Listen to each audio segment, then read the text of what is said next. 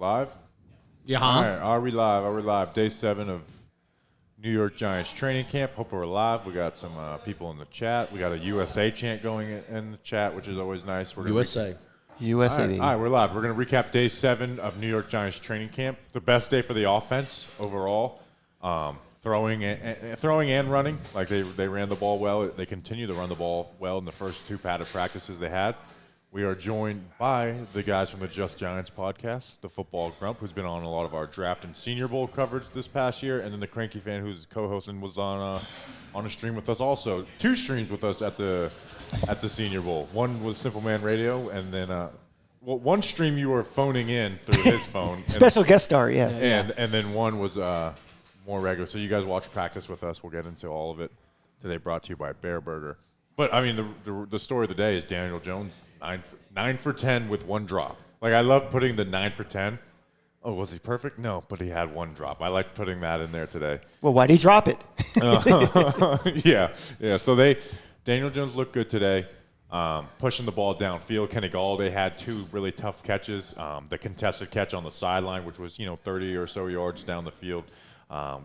When that ball was in the air, I think every Giants fan was like, this is what we've waited for. And then Kenny Galladay brings it down. It was the first play of the team period, actually. They came right out and did that. Yeah, so and Tony wasn't really involved in the second part of team period. It was the first team period. So I'll send it to you guys, though. What were you guys, some of your takeaways from the first day of camp? So this is the first one that we went to this year. So I only have reports of other people to go off of and how it compares to other practices so far this year. But this was the scheduled running play day. The Giants worked a lot of running plays in their individual drills and stuff like that. So it wasn't the flashiest offense that we got to see out there. There wasn't a lot of high-flying stuff like the long throw to Kenny Galladay down the sideline there. But it was still a really efficient day for the offense, actually running the ball as well. I mean, some of the blocking looked much better running than it did in pass protection. That's kind of what I saw from the offense today. Yeah. I saw Wendell Robinson looking pretty good out there. Just a couple nice moves. There was another practice away from us where they were doing just like 20, 30-yard passes away from like the ones we were seeing. And I was focusing on that when you guys were watching this. And 3 or 4 nice catches down there. So it looked like the receivers were, winning battles against the corners and stuff out there. Yeah. Yeah, I screamed after Kenny Galladay caught that contested catch on the sideline. I screamed, Jason Garrett is a war criminal, and then 2 plays later, I screamed, the Giants are back. So I'm feeling kind of really fucking good, guys. That's my analysis.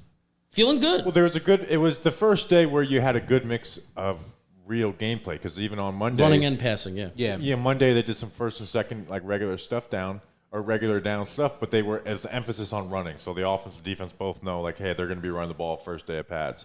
Yesterday, even though the offense looked really good, it was a lot of like 2-minute drill and then some red zone stuff. But today was natural, just first, second down. Like, let's move the chains. If you guys don't get it, you don't get it, and if you get it right away, you're off the field for the next team.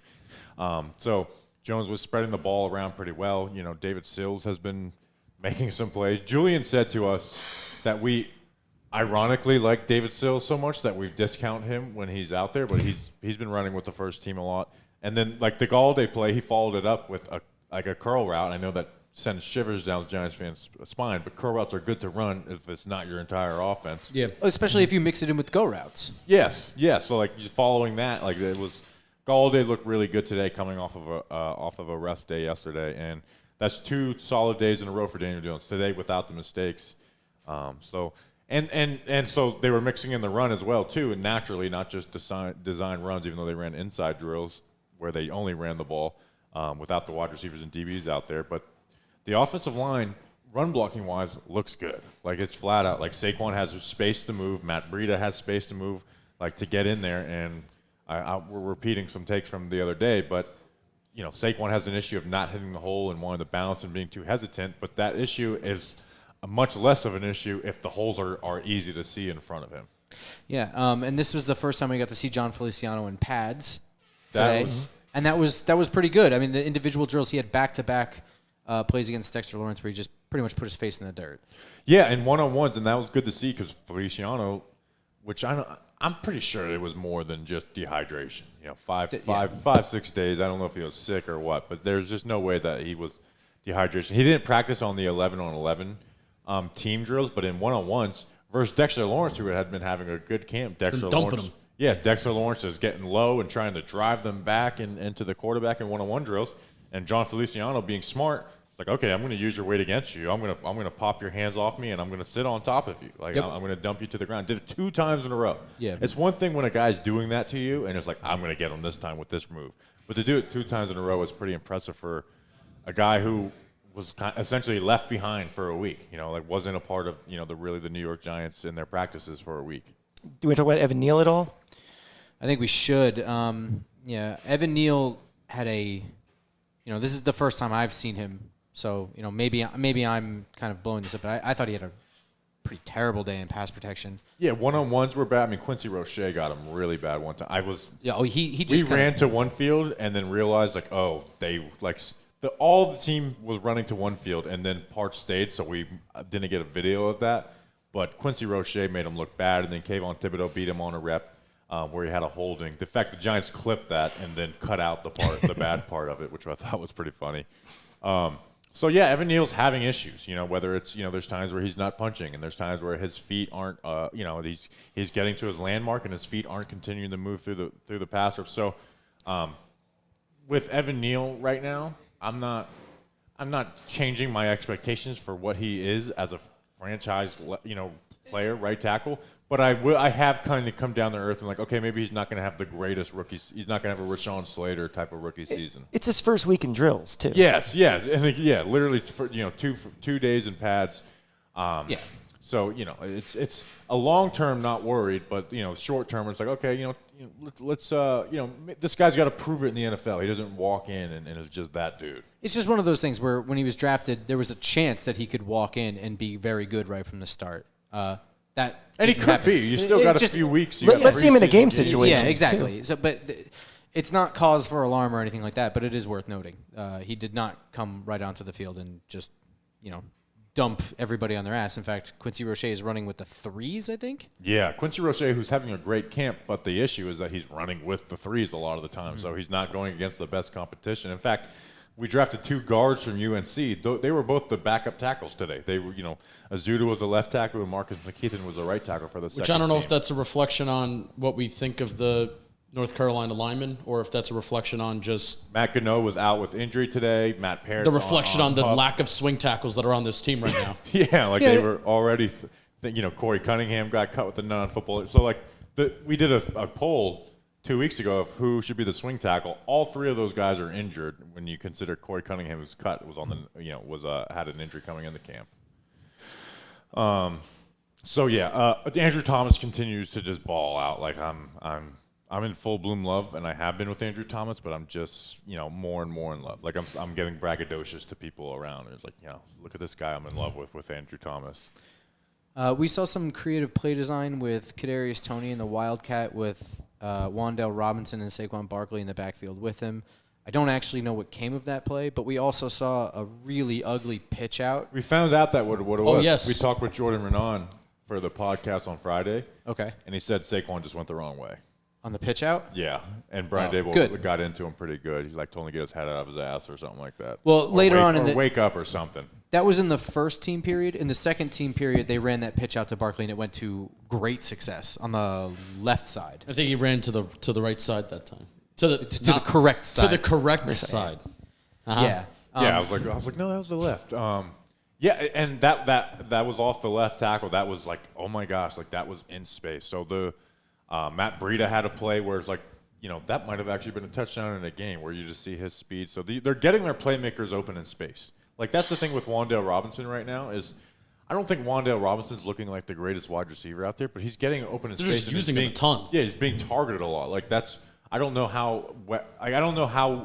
what we're going to think of Wan'Dale at the end of the year, but I do know that he's going to be a big part of this offense regardless after watching a week of camp. It's very clear Wan'Dale is going to be very involved. Hey, back to Barkley for a second. If you say he's a 10 before he got hurt, what does he look like to you right now? Athletic-wise? Yeah. 8. Where if last year he was like a 4 or 5. we haven't seen like the insane jukes or cuts right now because right now he hasn't needed to do it, but he's hitting holes hard and he's moving fast. And when they're using the receiving, he just looks fast and explosive. So we haven't seen like the insane I can't believe this guy turned this 3-yard gain into a 37-yard gain play from Saquon Barkley, but just athletic-wise, we've seen him show the burst that we've kind of come to know with the guy. Finally seeing the confidence of playing after a year after the surgery. Which will be huge for him. So. I think that it's confidence with the coming back from the injury. I think it's confidence, overall probably with a clean slate, new offensive coordinator, new offense, new coach. And I think also an offensive line that maybe opens holes for him. He's not doing everything in the backfield beforehand. But yeah, I would still say he's sub 10, probably like an 8, 7, 8. Is there any other things because this is our 7th time doing this. Is there any other little things that you guys noticed from being out there for the first day? I thought it was kind of interesting. They did like a walk offensively. Yeah, okay. So this is my first Dable training camp, and just in general, I thought it was kind of strange that they came out there in like a team walkthrough period to start the practice, and then they stretched and then went into individuals. Because when they went through that walkthrough period, kind of looked like absolute crap. It was like a 2-minute. That was the worst walkthrough period I've ever seen in my entire life. They literally jogged through it like it. They didn't complete. I don't think a single pass on that. Yeah, that was weird. It's such a weird thing because they're jogging. So it's either okay, easy catches for the wide receiver, or the corners are like, you know what, I'm going to do a little more than jog, and you guys are going to be completely blank. It's just a weird thing. They're just going through their hurry up. I think it's more like this is how we're going to operate in the hurry up. But it is weird to watch the start of practice where they're literally barely jogging through the plays. Yeah. The whole practice just seemed like it was slow. There wasn't urgency or just, I don't know if that was by design because what they were doing today with special teams, but it didn't seem like there was that, let's go. And this is why I really noticed that. Yeah. But this is why I really wanted to see a Joe Judge practice because I sat through Ben McAdoo. I didn't sit through Coughlin practices, which is a shame, but I sat through McAdoo practices. Same thing. They did? I thought that McAdoo. You probably had a better memory than I did. It was super regimented. I remember, how there was the clock in the end zone, that little red clock. It was on the scoreboard for McAdoo's thing, and as soon as it hit 0, an alarm would go off. Okay. And they were shorter periods. Remember, it was 5 minutes on to the next one. So these were 12-minute periods. I think Shermer was definitely a lot more laxed. I don't know if you were at any of the Shermer ones. I can't even remember. I think I was, but nothing really sticks out to me. I just felt now again, McAdoo, I was definitely a little bit younger, not doing any of this, but a Shermer it felt a lot more lax. And this is why I wanted to go to a Judge practice. The only Judge practices that I got when I was in New England, and those were I wanted to see it because that it would be intense, there'd be yelling. So I wanted that to kind of compare. But definitely there's we even hear from the beat reporters too that I've been here through a couple regimes and stuff like that this feels a lot more relaxed and Brian Daboll feels more personable and attached to some of the team, to the players than other regimes. They did a drill where they punted about 6 or 7 times, and it was not even a fair catch drill. It was let the ball down and everybody just go around in a circle and touch it.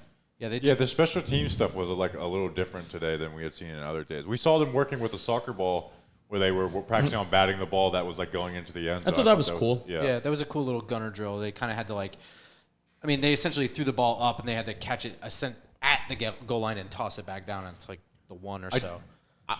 I was wondering why they're using a soccer ball. I think it's just easier for the coaches to make sure it goes the way they want compared to a football can just stop if they, Thought it was a volleyball. It kind of doesn't matter. It was a big round ball. Doesn't matter. No, it does matter. We need to figure out if it was a soccer ball. Is it volleyball or a soccer ball? That's a. I knew it. it. Volleyball? I knew it. Thank you, Thanks, producer. Cartry. Thank you, producer Julian. Rare L, Bobby. Ham Sandwich says, what are you from the Department of Known Sayings? You taking a known census? Anytime you say a Trailer Park Boys line, I'm going to say it. So Ham Sandwich knows a way to my heart. Other things personnel-wise that you guys noticed? Personnel-wise, well, some guys I wanted to key in on didn't practice today. I came into this wanting to watch. Was it Antonio Williams, running back? Yes. Did not practice today.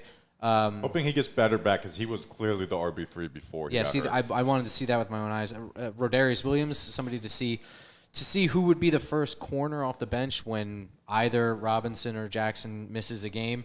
He had I think just a planned rest day following his ACL injury last year. So personnel-wise, I kind of got screwed. I did see Andrew Adams looked like he just came in there and knew what to do. Yeah, he's like he's a pro. That's something we thought when they signed him. And all after being here for a week, Dane Belton goes down. They started the day running some 3 safety sets. Yep. Andrew Adams has been that. So he's like done that, 2 days in a row or 2 practices in a row where they ran some 3 safety sets. He's very clearly the third safety. And I guess we're moving on to defense. I want to make a point off of that. They did start the day, and I think this is something you're going to see a lot from Wink, is the 3 safety set and the 3 outside linebackers with Leonard Williams and Blake Martinez, and then you're going to have your 3 best edge and then the 3 safeties. So Wink Martindale has went to that a couple times. So he also, I think, has went to Bareburger. Wow. Wink Martindale, huge fan of Bareburger because they got something for everyone. Yes, even you. And yes, even you. Oh, all the time. All the time. All the you. That's what all the you, all the me, you. all the me, and all the you. All the me, all the we. We all go to Bareburger. This is a Bareburger show. What's your kind of go-to? What have you gotten? Bison burger. Same here. Delicious. Huge Bison Burger show. They're a burger joint, but they're not the type to be bogged down by the labels. Their menu is filled with options for everyone, regardless of dietary preferences. Whether you're 100% vegan or you think ketchup is a vegetable, or you want Pat Leonard to be a vegetable, like Bobby. I didn't say that. Never said that. We won't judge. Bareburger won't judge. There's only one dietary restriction. You'll be limited to food that's made to taste great. Bareburger Kitchen Bar. They have the best happy hour in New York City. 12 p.m. to 7 p.m., Monday to Friday. Ton of hours for you to be happy. I love that. Exotic burgers, they're back. Elk burgers, ostrich burgers, bison burgers. What burger joint offers all those, exotic, kind of funky, but good tasting burgers? I don't know. Bareburger does. Bareburger does. Bareburger does. They have a lunch special too. They have some deals Monday to Friday, 4 p.m. to 7 p.m. We have 2 Nashville sliders, 6 PBRs, and a martini, all for under $20. Click the link in our description to find yourself at your favorite new happy hour spot, burger joint and luncheon, Bareburger Kitchen and Bar, all throughout the tri-state area. Connecticut too. That does include the tri-state area. Justin, good job. Thank you to Bareburger Kitchen and Bar. It's 4:02. What are we doing here? We should be at Bareburger. It's right true. now. There's a special going on. I think we're going there for the Hall of Fame game tomorrow. Wow, huge. Ooh. Okay. I'm disappointed you guys haven't had elk or ostrich yet. You guys all had just bison? I've been only a bison guy. What was that comment I read to you yesterday, Julian? Like, what burger's next? It was yeah, what are you going to do, a pelican burger next? And I was like, yes, I'm going to tell Bareburger to try to see what the deal is with I that. want to conquer every animal and eat it. That's what I want. The show is not sponsored by my PETA. dominance, yeah. Well, we're a pro-violence podcast, That's so true. It works out. Only in Pat Leonard. I actually didn't take a ton of defense. I mean, this was actually one of the lighter days. So you guys kind of got the opposite of lucked out. I don't know how to say that. But there were like the Kenny Galladay contested catch. I think that was just worth it. Mm-hmm. That was just worth it. Yeah, they ran a lot. It was a very slower pace type of day. On defensive notes I had. So you were watching Cordell Flott a lot, and he's someone I paid attention to a little bit on the second team. They call him for grabbing a lot. Like, he's getting a little grabby, but I kind of like that out of Flott. Like, he's gotten frustrated at times with that, but I kind of like the way Flott has played the last couple of days, and today I know he got burnt on a play. But what do you think of Flott, Grump? He's tenacious, and he likes to fight through things. So, everything you said, absolutely true. He got worked a little bit today. From everything I've heard, he's had a good camp. He looks fast. It looks like he gets the defense. He's just maybe a tick slow, adjusting to NFL speed. But I think he looks good. And you said you saw him on the outside at some point. Yeah, yesterday he was working on the outside a little bit. Today they had him, I think, back in the slot. I do think he can play both of those spots, inside and outside. And I thought that since I watched his film, before any practices. But he's super young. He's got a lot to learn, and maybe he'll have a fast track this year if he has any significant playing time due to injury or whatever. But yeah, I kind of keyed in on him. But both team periods, I think Daniel Jones threw maybe 5 passes or something like that each. Yeah, he only finished with 10 passes on the day, and then there was one clear sack. Here's something. Let's go negative. I remembered O'Shane Zimenez has gotten a lot of love this camp. We haven't really fallen for it, but we remember today. It's he really sucks versus the run. He was getting just moved off his spot, trying to keep the edge, and he was just really struggling. And it's oh yeah, O'Shane Ximines is just kind of like a speed rusher with not the greatest speed in the world, and he's really bad in the run game. So how about we get him off to second and first team reps and give those to Quincy Roche? Like I can just. How about that? You guys have. I'm sure you guys have learned I get pre-mad about things. I'm already pre-mad about the way Quincy Roche is going to be treated by this defensive coaching staff. Like he's looked good every day. Today against Evan Neal, like embarrass Evan Neal. Like the best one-on-one rep from a defender today was Quincy Roche versus Evan Neal. Mm-hmm. A second-year guy versus a first-year guy. So it's not even like he's some like 6-year. It's not like it's Jihad Ward taking advantage of a young rookie. It's a second-year guy in Quincy Roche. So, like what I've seen out of Roche. Blake looked good. They ran inside drills, which are just no wide receivers, no DBs. It's just we're running the ball, and the defense knows, the offense knows it. Blake had some nice moments in there.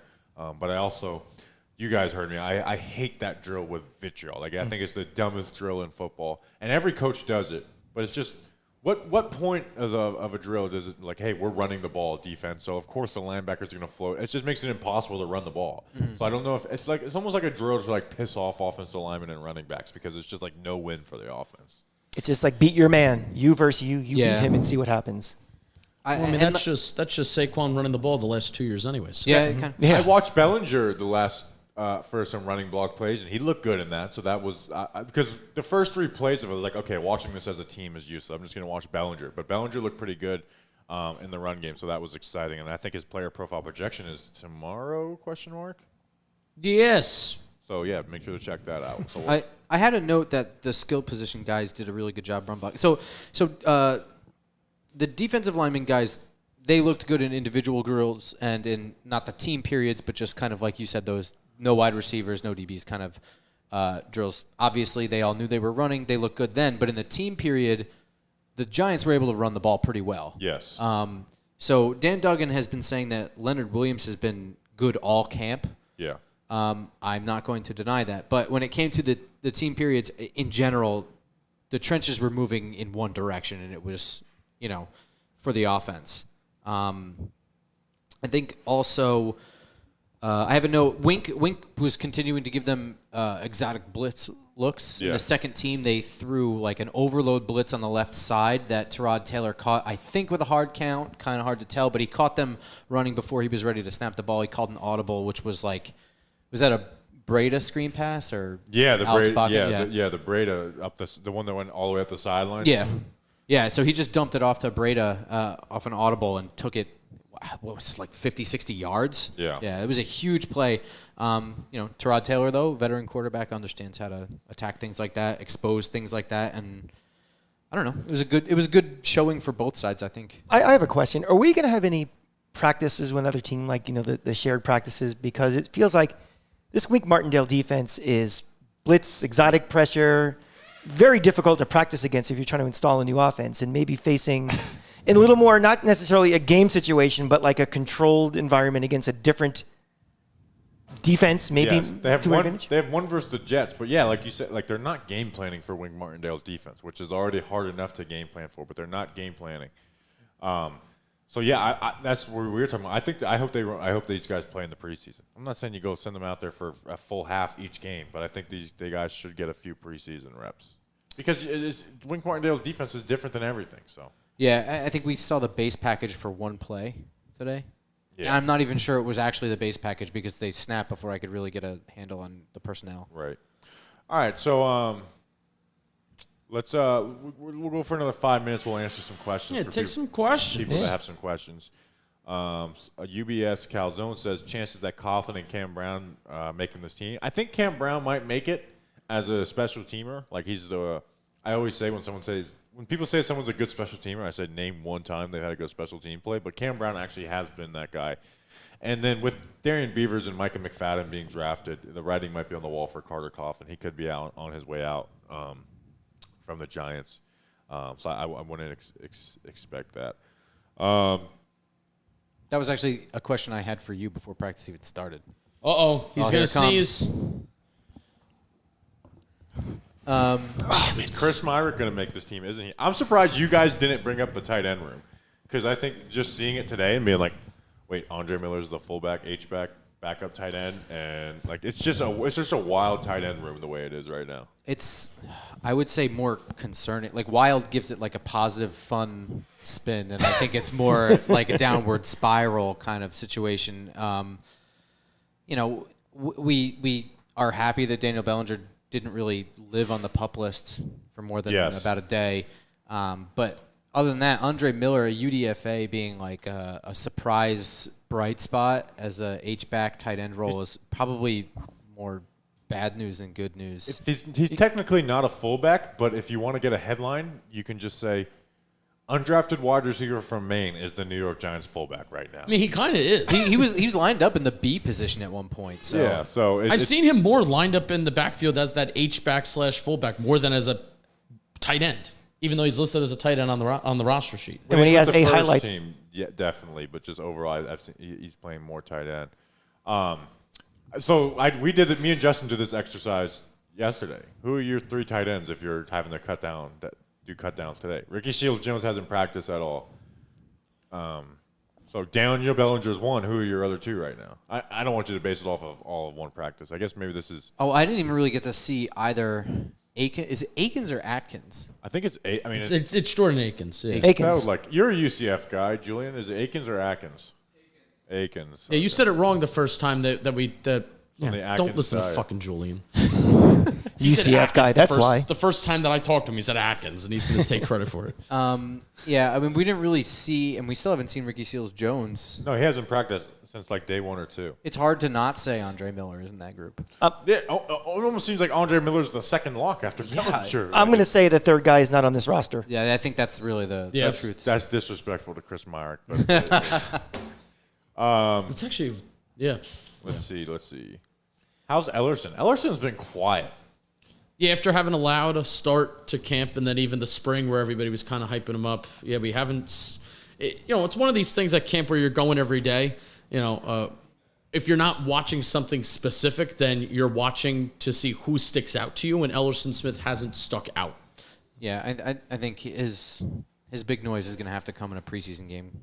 Yeah. You have to consider who they're taking reps against, but the second best edge guy after Kayvon has been Quincy Roche.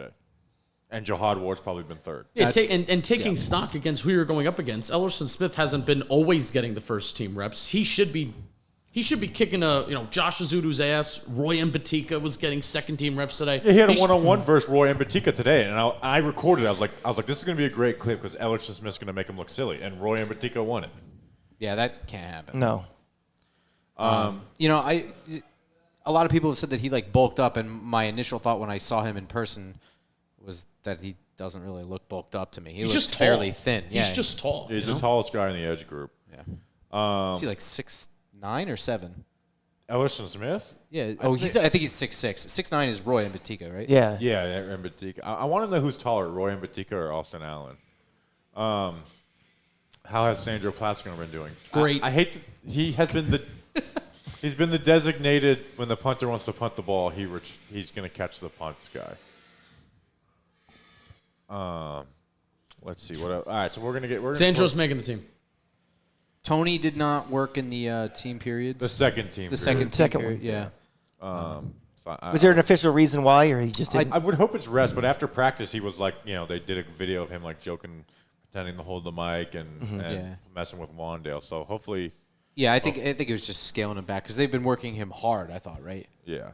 Well, he had a rest day on Saturday, but besides that, he's basically been a full participant. Okay. Actually, they managed him a little bit yesterday, so maybe they're just taking it very careful with him. And if there's one guy, more so than Galladay, more so than anyone, that you just want to take it a little easy with, it is Kadarius. He has nothing to prove. It's just maintenance. Yeah.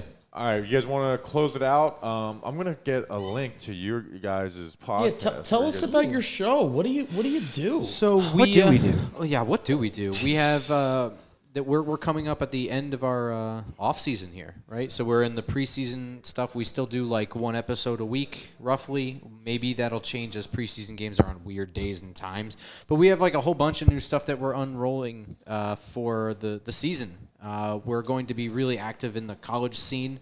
Will be an additional thing. So we're not doing so much damn work from the end of December to the actual draft days, cramming in last minute players. We try to keep things in perspective, I think. 2 too much on Giants Twitter. It's just everything is an overreaction. Like, we don't need a play-by-play of Daniel Jones. Is he going to get an extension? Is he going to get cut? It's more, what's big picture? That's what what we I try like to about focus you on. guys. We're not really fiery. Like, in person, I get mad and stuff. But like, for the podcast, is really more. We're a little bit more down to earth. We try not to get like, we have strong opinions, but I'm not gonna repeat them week in and week out, or scream about them either. So we take things a little bit at a time, and we look long picture. So like we did like a pencil and pen look at the season, and we kind of have a long view of Brian Dable and Joe Shane's thing. So we have a long view approach, but we do a preview show before games that release on Friday where we kind of break down things, and then we have Tuesday morning post-game show. Yeah, we record on Monday, not Sunday, because we would just be two fired up fools, and you don't want to hear that. Maybe you do. It would That's actually. what you get with us on Monday. Mm-hmm. But that's the honest truth is we do that so that we're not coming into it with hot takes. We're coming into it with our toned down, educated. Well, takes. subscribe to their channel. And I don't say this. Emptily because I like to involve you guys as much as possible. You guys are the only Giants podcast I listen to, so Which is crazy. you guys' tagline should be your favorite Giants podcaster's favorite Giants podcast. It's like Just Giants podcast brought to you by Talking Giants. We'll see you guys at FanFest. Yeah, be there. I will be there at FanFest. You guys won't see a I'll be there. post practice live stream until Sunday after practice. Sunday we'll be there. Sunday. Sunday. So we'll do that. Come out to FanFest. Check out all the other podcast episodes. We appreciate you guys. See you on the next one. See you when we see you. See you tomorrow. See you in like 2 hours.